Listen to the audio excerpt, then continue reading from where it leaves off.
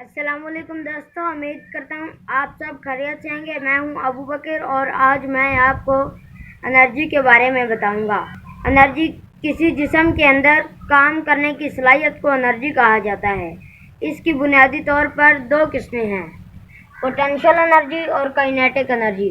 Potential energy किसी जिस्म के अंदर इसकी पोजीशन की वजह से जो एनर्जी होती है उसे पोटेंशियल एनर्जी कहा जाता है। काइनेटिक एनर्जी किसी जिस्म के अंदर इसकी हरकत की वजह से जो एनर्जी होती है उसे काइनेटिक एनर्जी कहा जाता है। पोटेंशियल एनर्जी की मंदरजा झील मैं आपको 4 फॉर्म्स बताऊंगा। Chemical energy, stored mechanical energy, gravitational energy और nuclear energy. Chemical energy. Chemical energy potential energy की एक फॉर्म है।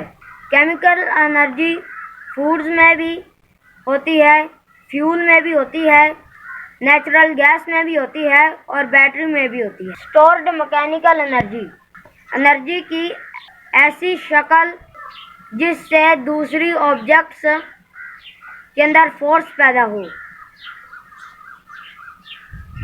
ग्रेविटेशनल एनर्जी, ज़मीन हमें अपनी तरफ एक ख़ास फोर्स से खींचती है, उसको ग्रेविटेशनल फोर्स कहा जाता है। और ज़मीन से अगर एक चीज़ को ज़मीन से जितना ऊपर लेकर जाएं उतनी उसके अंदर ग्रेविटेशनल एनर्जी बढ़ जाएगी। न्यूक्लियर एनर्जी, एटम के न्यूक्लियस के अंदर जो एनर्जी स्टोर होती है उसे न्यूक्लियर एनर्जी कहा जाता है। दोस्तों, मैंने आपको पिछली वीडियो में बताया हुआ है कि एटम के 3 हिस्से होते हैं, इलेक्ट्रॉन, प्रोटॉन और न्यूट्रॉन। इलेक्ट्रॉन पर मंफी चार्ज होता है, प्रोटॉन पर मुस्बत चार्ज होता है और न्यूट्रॉन पर कोई चार्ज नहीं होता। और जब एटम को तोड़ा जाए तो उसके अंदर से एनर्जी तेज़ी से खारिज होती है, उसे न्यूक्लियर एनर्जी कहा जाता है। काइनेटिक एनर्जी, किसी जिस्म के अंदर हरकत की वजह से जो एनर्जी होती है उसे काइनेटिक एनर्जी कहा जाता है।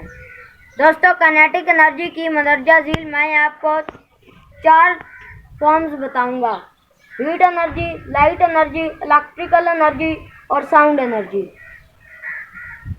Heat energy, heat energy is the form of kinetic energy. Light energy, light energy is the form of kinetic energy.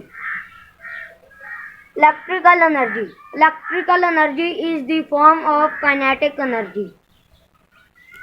Sound energy, sound energy is the form of kinetic energy.